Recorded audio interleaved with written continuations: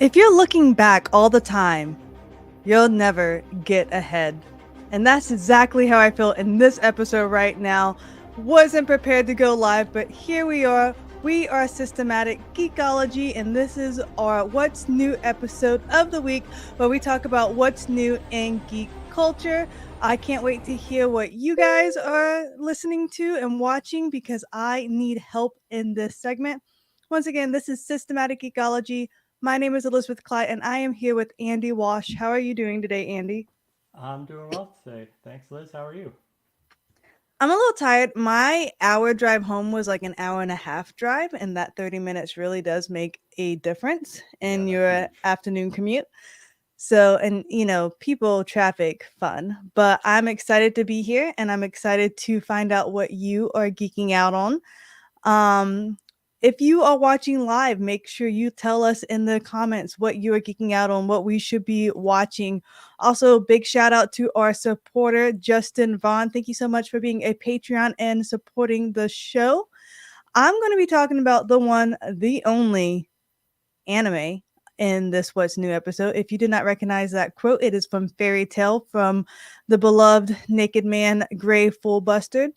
If you don't know, now you know. Everyone's going to be running for Fairy Tale. It's not that kind of anime, guys. I promise. But whatever your platform you're listening on, please rate and review the show and let us know what you think. If you hate me, I would love to know. I feed off of negativity, so please, please let me know. So, Andy, as we are getting into our episode, just tell me topic wise, what are you talking about in this episode? Oh, you're muted. Let me help you.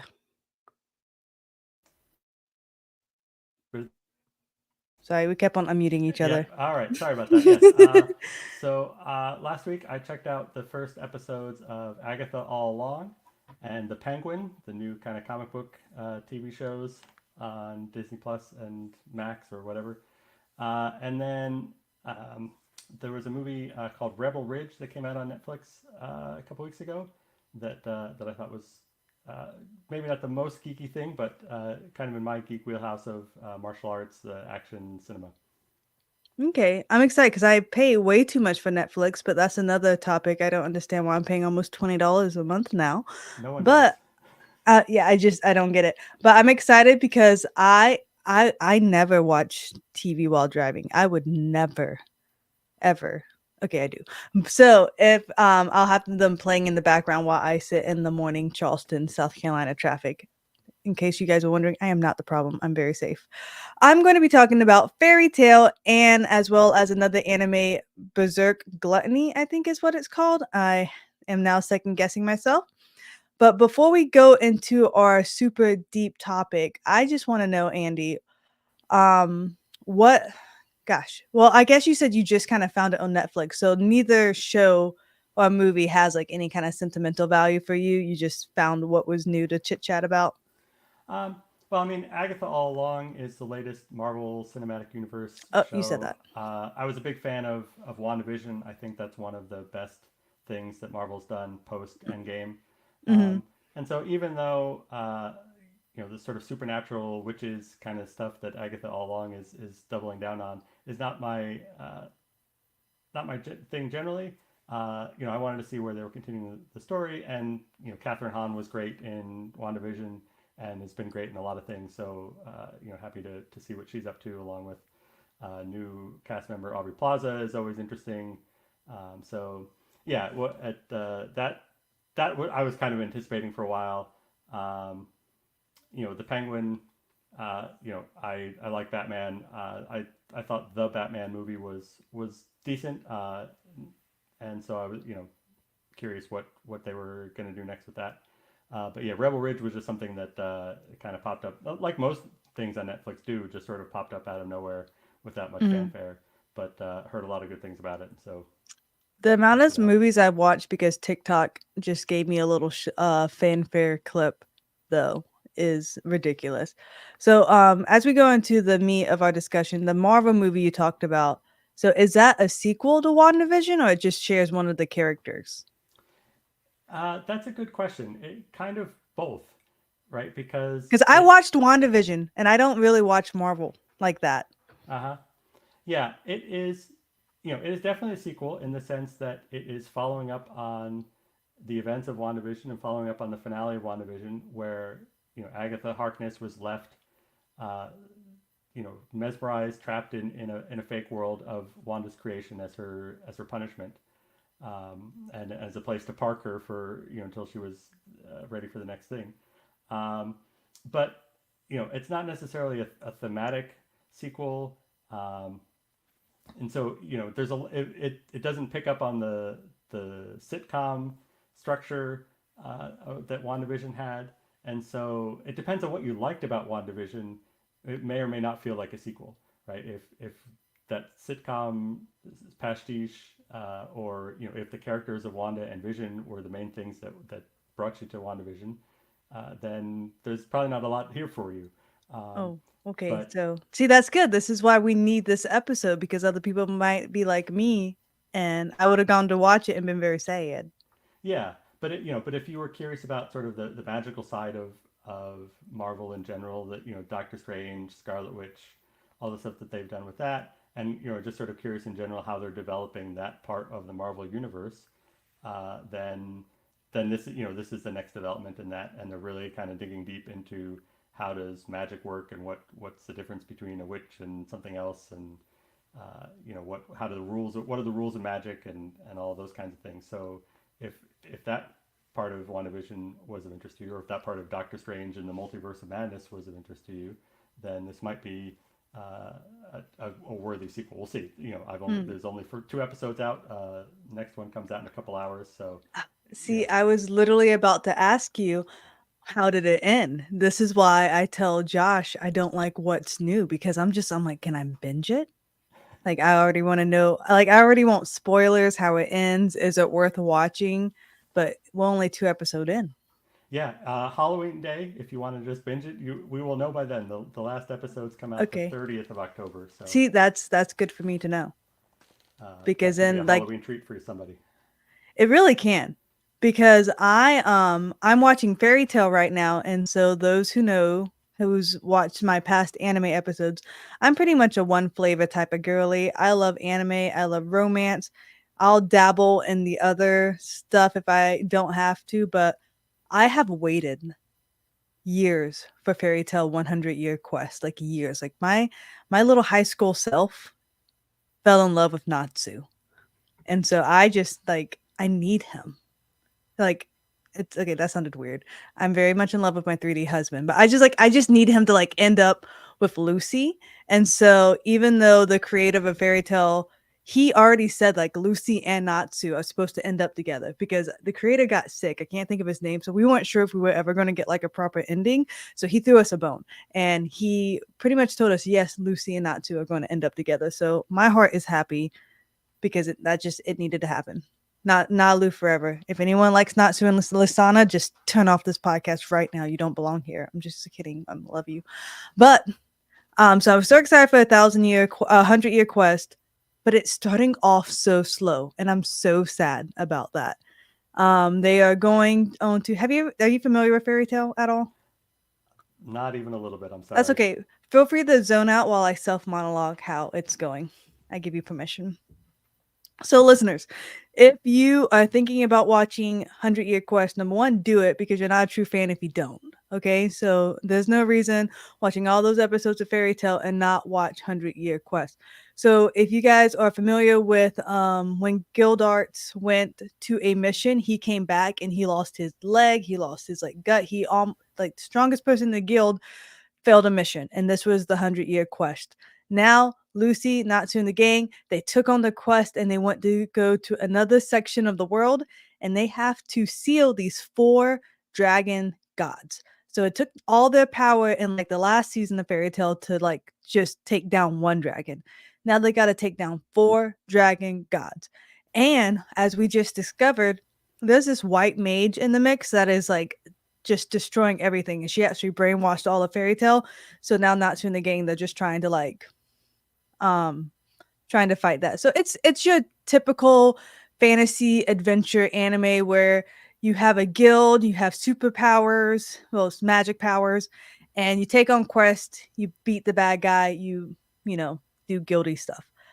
But guys, I will tell you, if you were wondering, there is progression in the romance department. I know, we all wanted this. So, if you don't know, now you know. I'm gonna do some spoilers. But Gagio and Levy, y'all, they have a baby on the way. Yes, we're all excited. We can't wait to see it. And Gray is finally admitting his feelings for Juvia. I know, I know. We are here for the romance. We are eating it up. But Lucy and Natsu, they're still in the friend zone, so we're waiting, and that's the only reason why I can keep up with 100 Year Quest day to day, because I need the romance, and I don't know if it's going to happen, but yeah, there you go. Andy, you don't look like a romance type of guy to me. I'm not opposed to a good romance story. I just, this particular part of the world has passed me by so far. That's okay. That's fine. But yeah, but it's always good when you every like your high school. So just think of like little high school girls shipping these characters, and now my adult 32-year-old self is seeing them get together. I'm a happy little anime schoolgirl all over again. Sure, makes sense. Yeah, and everyone's like, "All right, we're done. We're done with Fairy Tale." Some people hate on it though. TJ, he hates Fairy Tale. I don't get it. Don't get it whatsoever. I felt like There's I no should have. accounting for taste. Yeah, I should have went longer than that. I probably went. This is going to be a short "What's New" episode, listeners. So you're welcome. So Andy, going back to you, with the movie, tell me. See, this is why I like movies, because I can already find out the ending to see if I want to watch it. I know the beginning, ending, middle, everything. Movies are the best, but they're too short sometimes. So tell me about this movie. Like what's the plot? What enamored you? Like, Right. So Rebel Ridge is the story of a young man who is biking into a small town in, I forget if it's Alabama or Mississippi. They're kind of on the borders there. They're moving around a little bit, so, but somewhere in that part of the world, um, his uh, cousin is in jail and needs bail money, and so this oh, guy has sold his truck and come down to post bail for his cousin to get him out of jail. And there's a time a ticking clock because the jail in this town is being bulldozed to be rebuilt, and so they're relocating all the people in the jail to another facility, and he wants to get him out. He wants to get him out on bail before that happens. Unfortunately, on his way into town, he is stopped by the police. It's not really clear why, but they pull him over on his bike, and uh, things kind of escalate from there. They search him, they find all this cash, and that of course looks suspicious. I suppose I should have mentioned that he's a black man, which I was is gonna kind of a ask. relevant. Yeah, so Mhm, he's pulled over by a couple of white police officers as a black classic. man.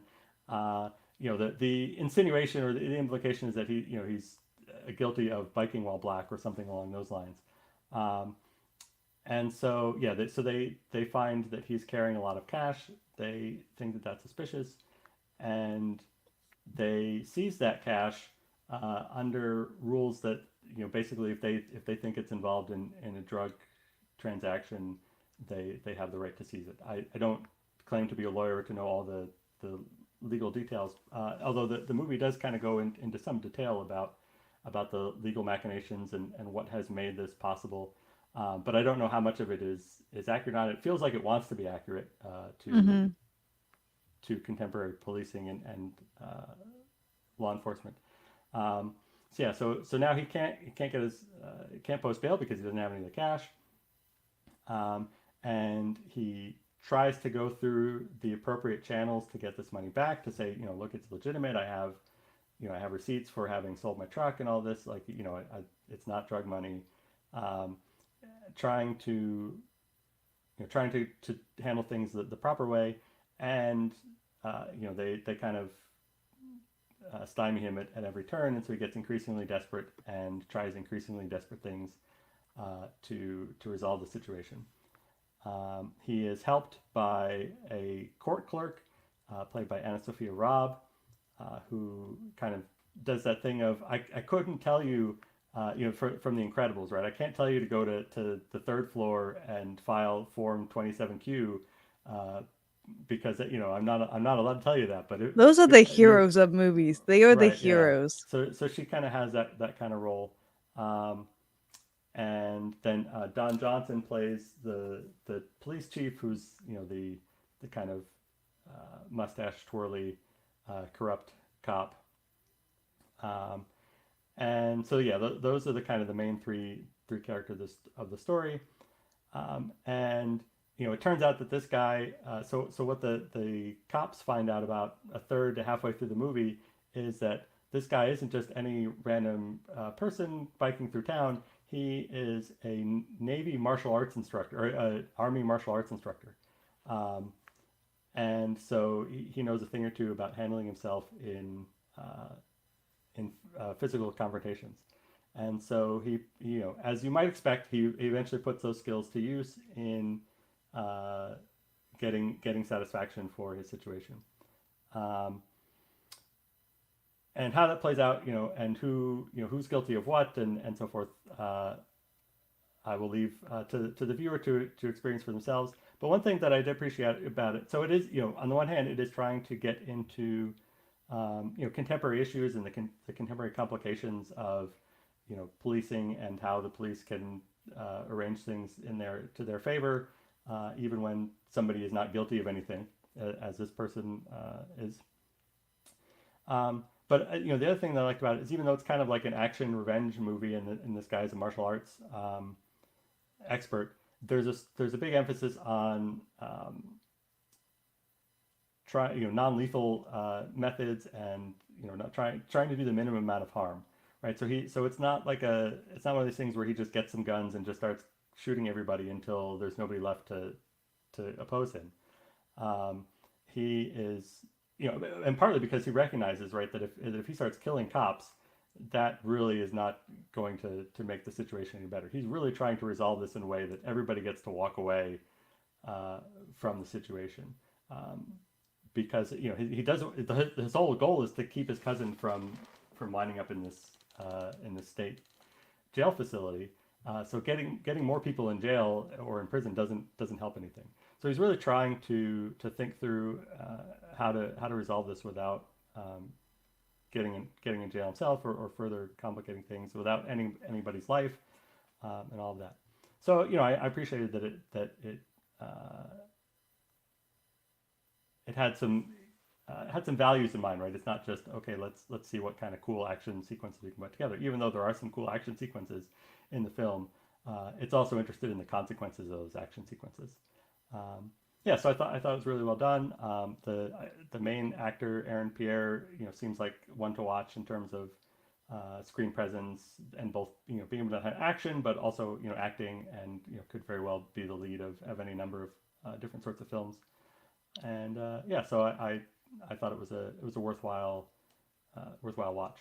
Did the movie really like kind of shown just the corruption of like what we see it every day almost in like either some kind of social media or a TikTok of just kind of like the police showing off their power, you know what I mean? Like, you hate to see it, but it happens all the time. It definitely gets into the issues of who has power, and how do they use that power. But it also I think it does a good job of showing that not all of the cops are equally uh, guilty, or equally Biased. corrupt and biased. Yeah, Mhm. there's a whole kind of range of folks, and uh, you get to understand different people's priorities, and how they came to be in the situation. That some of this is about the incentive structures that have been created, rather than that individual people are evil and only want to cause harm. Right? It's a lot about we've created a system of rules, possibly with good intentions, but those rules have unintended consequences that create incentives that lead to negative outcomes. And Mhm. so we need to address things both at the level of some people just are bad intentioned, and Don Johnson's character definitely comes across as more somebody who just just does not have good intentions, and maybe that's just he's because he's been involved the longest in these kinds of situations, but maybe it's just sort of the kind of person that he is. Um, Yeah. but there's also a need to fix the systems and the policies that create these incentives that don't point in the that don't lead to the outcomes that we want. I love social media, but I hate it at the same times because As with everyone does. work yeah, with working at the church, and I see it with pastors and police officers. So many people are so quick to post the bad or the failings or anything they did wrong because everyone makes mistakes, or maybe if they were having a bad day and they misspoke. And sometimes they're complete turds. But everyone is so quick to post like on social media, and I get asked often by people, it's like, well, why is there so many pastors having moral failures, or like why are so many police brutality happen? And I do think it increased, but I think the presence of social media makes us more aware of all the bad, because the bad sells, the bad gets highlighted. So when you were saying like there was still showing the good cops and like the just people, I like that it showed both sides, because so many people are so quick just to show the bad and to share the the fallings, and you don't see enough good in the world. Like I saw a social media post where like someone returned a wallet and it was in a Facebook page, and someone was like, you don't see that good stuff anymore. And I'm like, well, I think good things happen all the time. We look for the bad and elevate the bad more than we do the good. So I might watch it, I might not. We'll see. But I liked hearing you talk about it. All right, fair enough. Yeah, I enjoy crime movies too. So I like justice system. I like it when people when the little guy wins. Hmm. And which is a great segue to why I like this anime even though it's not heavy romance. See, I do. If I can ship a couple, I like it. So even Attack on Titans, I got to ship some couples. So it was still, even though there was no romance. But we're not talking about Attack on Titans. We're talking about a more um, current anime. It's called Berserk Gluttony. So once again, I guess I'm just really the magic vibes right now. It's a world where everyone is born with a skill, and it's almost like this one's almost like a video game world, not a like a guild and magical. So this guy has a useless skill, and it's gluttony. And so someone might have the skill of sword, or the skill of healing, or the skill, just a random like power, but they call them skills. And he has the skill of gluttony, and it starts off with him guarding um something, or standing watch, doing the holy knights is what they're called, dirty work. And kind of just what you were saying, it's the holy knights who are supposed to be the protector. They have the best skills, and because of that they automatically got elevated, and so they think they're better than everyone else, and they treat the guy with the gluttony skill like trash, and I don't like it. And so this guy, he's always hungry, he doesn't have a good skill, so he doesn't really make a lot of money, and he gets treated like dirt. But there is one holy knight that everyone hates because she is pure and she is just and she is lovely. Her name is Roxy. And so she looks out for him and she'll like defend him. And so he's smitten with her. And I'm like, she's a little like, protective of him. So maybe down the road, I don't know the ending, so I don't like it. If they might not end up together, it might be no romance, but we're hoping. So so she looks out for him, and so he's useless. And so there he's doing the other holy knight's dirty work, which is just like, standing watch. And it's the classic, why am I standing watch? Nothing happens. Nothing bad is going to happen. And so then robbers are running away from Roxy because she's like doing patrol or something like that. And one is going straight to him through the gate. Well, he has a spear and he can't let Roxy down. And so he kind of accidentally kills one of these robbers. This is first episode. So we love a good, killing in the very first episode. And so when he killed that robber, all of a sudden he was now able to have telepathy, so he can now hear people's thoughts if he touches them, and he doesn't know where this came from. And so what we discover is his skill, his useless skill, gluttony, every time he kills someone or something, he, because he's a glutton, absorbs their power. Dun dun dun. So we love a good twist. And so he was going to upgrade his sword, and now because he has his telepathy skill, he finds a sword, and I forgot the special sword's name, but pretty much it's a magic sword who can talk. But because he has telepathy, now this magic sword who knows his skill and how he can best hone it is helping him out. And so he's pretty much wearing a mask, getting stronger at night by killing goblins, because that's really the only thing around that is to kill, just for him to get stronger, because he can cut off the goblin ear and get some like coins and stuff like that. So now he's finally making a living, and he's finding out he's no longer hungry, because this whole time he couldn't satisfy his hunger because he had a desire to like kill pretty much. But now that he has a taste for blood, home dude can't stop killing. Classic, right? Yeah, you hate to And see it. yep, you hate to see it, but he so far he has kept his purity and sanity and his humility. So we're hoping that stays. So he'll like go to like vast regions and kill like more advanced beasts, more advanced this and stuff like that. And so even though he did at the beginning, kill a human, like he didn't like intentionally kill any humans, and so he just in this past episode had to intentionally kill a human because they were possessed by a chimera, and so there was no saving her. Like she was gone. So we're interested to see how this is going to affect his mental state going forward. And no one knows, like they just know him as like the masked man. He doesn't, everyone still thinks he's a weakling and he's scum of the earth, but we'll see how this goes. I think he's going to turn evil, and it's going to be sad, and Roxy's going to find out, and she's going to be so appalled by him, and they're not going to fall in love, but we're hoping. Yeah. Wow. I know, like anime's wild. It is. Now, I'm, you said something, and I was a bit confused. You said that Okay. he can cut off goblin ears and get coins. Is he Oh, like you sell them for gold. Oh, okay. Yeah, because I don't know if goblin it's ears like are a like video worth game something. thing, like Well, yeah, but it's like drop it's coins when you. yeah, well, it's portrayed like a video games, like goblins will drop items, and they can even like if they have insight or analyze skill, that they can see other people's stats and stuff. So Okay.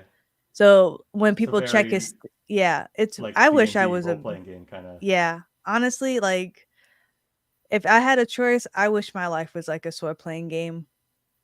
I would Yeah. just kill goblins all day long. I would just farm, I would just farm and get strong and be rich. I think about this often. I guess so. Instead, I just sit in traffic and go to my office job. It's Yeah. fine. I fairly certain that I would be useless in a sword and sandal fantasy world, and I am best left to the commute and computer world. No, not me. But at least my job, I get to talk to people all the time, so it's not that bad. So Okay. I like my work, but it is what it is. But yeah, that's me. We were supposed to, listeners, if you're watching live, recapping, we were supposed to have two other people, so this what's new episode is going to be a little bit shorter because they had family stuff that they had to take care of. One person is prepping for the hurricane coming up because the storm is coming. Where do you live, Andy? I live in Pittsburgh. Oh, okay, well, you are not affected by the storm Nope. whatsoever. Nope. South Thankfully. Carolina, though, we're hunkering down. Mm-hmm. So we making sure I did not miss anything. We are about to wrap up this episode. Oh, okay. Sorry, guys. We're live. I'm not prepared. But we would love to know what you are listening to, what you would recommend us talk about next time. And so, once again, please rate and review this show on the Spotify, Apple Podcast, Podchaser, whichever podcast platform that you fancy. Me personally, I'm a Spotify girly, so make sure all my other Spotify people, we got to band together. We got to show them up. We have to have more ratings. Destroy other podcast platforms. I'm just a little I'm not okay. I don't know why I'm the way I am. But thank you again. If you like this episode and you don't want to know what's new anymore, make sure you check out our past what's new episode. Well, so I guess they can be what's old. But if you just like hearing us talk about, maybe we talk about something that you might have forgotten it was new. There's nothing more fun than knowing something was new. This is my bread and butter. Forgetting it's new, and then in 3 months you can watch it all in one setting. So make sure you check out this past episodes if you enjoyed it. Um, thank you so much again, and remember, we are all a chosen people, a geekdom, a priest. Bye bye. So long. Go watch anime.